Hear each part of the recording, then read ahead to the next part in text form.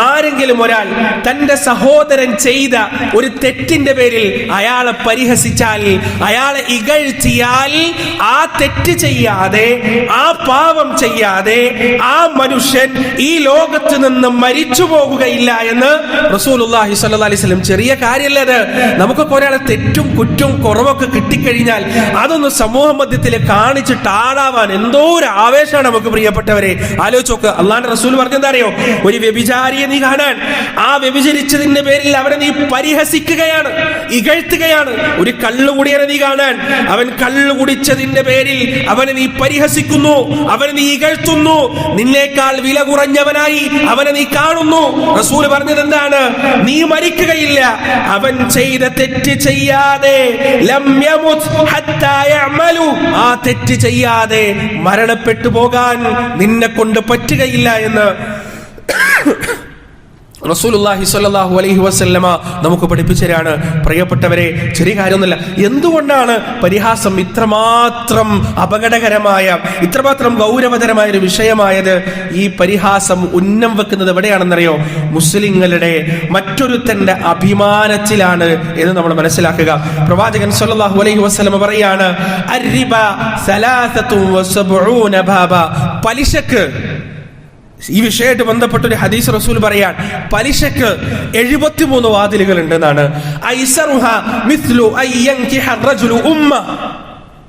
അതിന്റെ ഏറ്റവും കനം കുറഞ്ഞത്, ഏറ്റവും ഗൗരവം കുറഞ്ഞത് ഏതിന് സമമാണ്?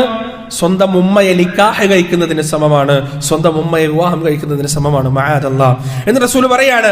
വ ഇന്ന അർബരിബ ഇർദുർ റജുലുൽ മുസ്ലിം.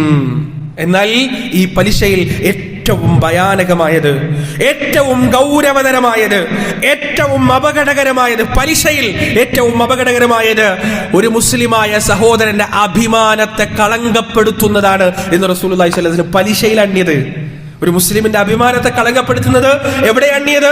പലിശയിലാ എണ്ണിയത് റസൂലുള്ളാഹി സ്വല്ലല്ലാഹി അലൈഹി വസല്ലം. പ്രിയപ്പെട്ടവരെ, നമ്മൾ ഒരാളെ ശരീരത്തിൽ ഒരു മുറിവുണ്ടാക്കി നീരിക്കാം, മരുന്ന് കെട്ടിവെച്ച് സ്റ്റിച്ചിട്ട് കുറച്ച് നാളുകൾ കഴിഞ്ഞാൽ ആ മുറിവുണങ്ങും, അയാളുടെ ശരീരത്തിൽ നിന്ന് നഷ്ടപ്പെട്ട രക്തം അയാൾക്ക് തിരിച്ചു കിട്ടുകയും ചെയ്യും. നമ്മുടെ കച്ചവടം ആകെ തകർത്ത് തരിപ്പണായി ഇനി ആയിരിക്കാം. അയാൾക്ക് നല്ല മക്കളൊക്കെ ഉണ്ടെങ്കിൽ ഭാവിയിൽ അവരൊക്കെ കച്ചവടം ചെയ്ത് പണം ഉണ്ടാക്കാൻ സാധ്യതയുണ്ട്, അയാൾക്ക് ആ പണം തിരിച്ചു കിട്ടാനും സാധ്യതയുണ്ട്.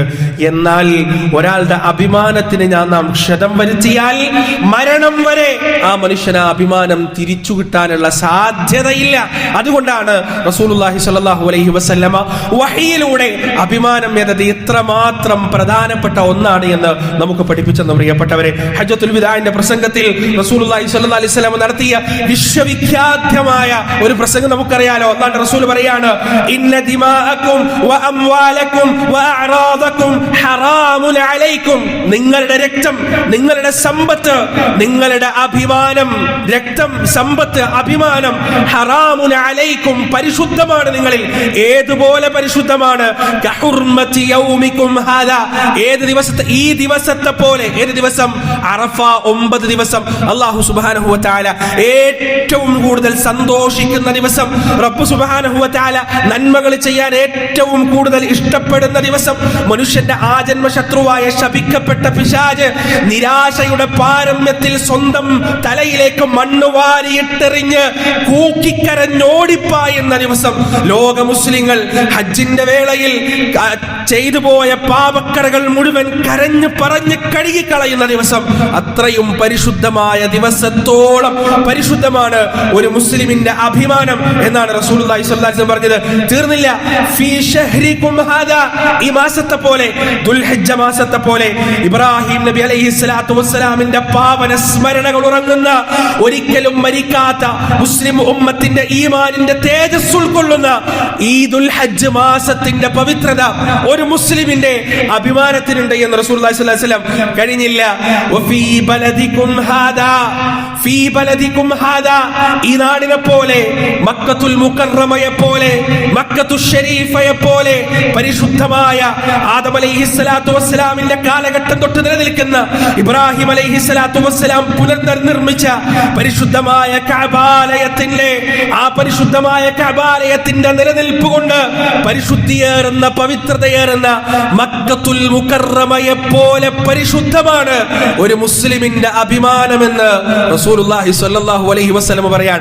അതായത് ഒരു മുസ്ലിമിന്റെ അഭിമാനത്തിനെ തകർക്കുക എന്ന് പറഞ്ഞാൽ ഈ മക്കയ്ക്ക് കാര്യമായ ഡാമേജ് വരുത്തുന്നതിന് തുല്യമാണ് എന്നർത്ഥം. ഒരു മുസ്ലിമിന്റെ അഭിമാനത്തിന് നാം വില പറഞ്ഞാൽ, നാം മക്കയിൽ ഹറം ഷരീഫിൽ ചെന്ന്, കഅബാലയത്തിന്റെ അടുത്ത് ചെന്ന് ആ കഅബയെ ഇകഴ്ത്തുന്ന പ്രവർത്തനം നാം ചെയ്യുന്നത് എത്രമാത്രം ഗുരുതരമാണോ അത്രത്തോളം ഗുരുതരമാണ് ഒരു മനുഷ്യന്റെ അഭിമാനത്തെ ക്ഷതപ്പെടുത്തുന്നത് എന്ന് റസൂലുള്ളാഹി സ്വല്ലല്ലാഹു അലൈഹി വസല്ലം.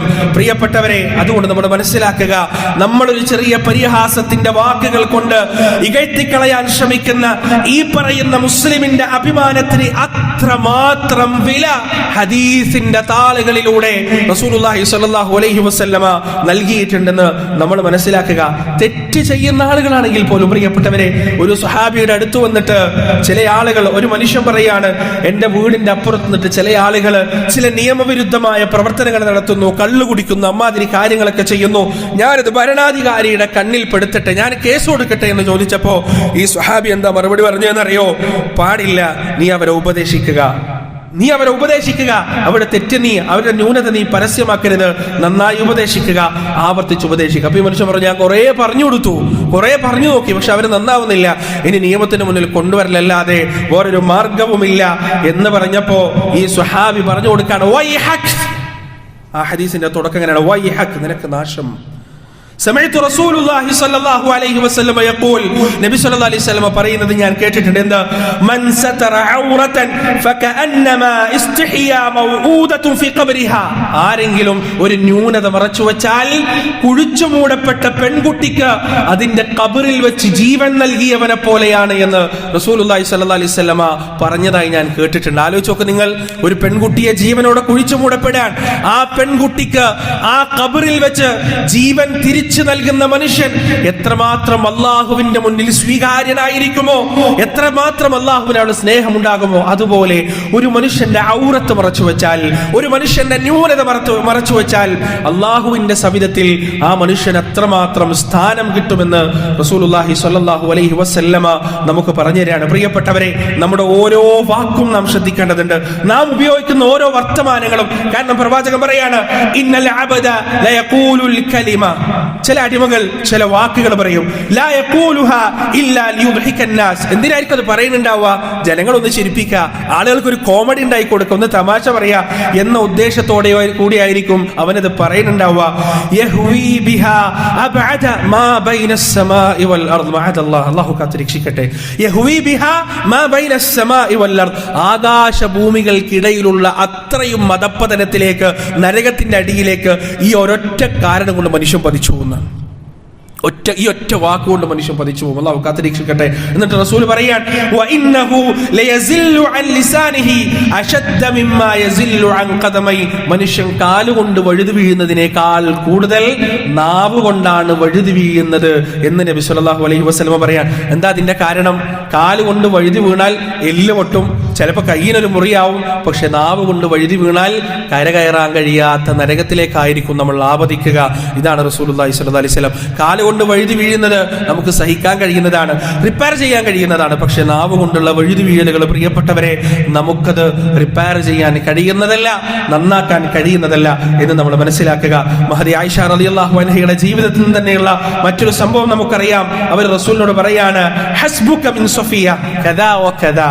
സഫിയ റളിയല്ലാഹു അൻഹ റസൂലിന്റെ ഭാര്യമാരുടെ കൂട്ടത്തിൽ കുറച്ച് കുറുന്ന ആളാണ്, നല്ല സുന്ദരിയാണ്, പക്ഷെ കുറച്ച് കുറുന്ന, അധികം ഹൈറ്റ് ഇല്ലാത്ത, ഉയരമില്ലാത്ത ഒരാളാണ് സഫിയ റളിയല്ലാഹു അൻഹ.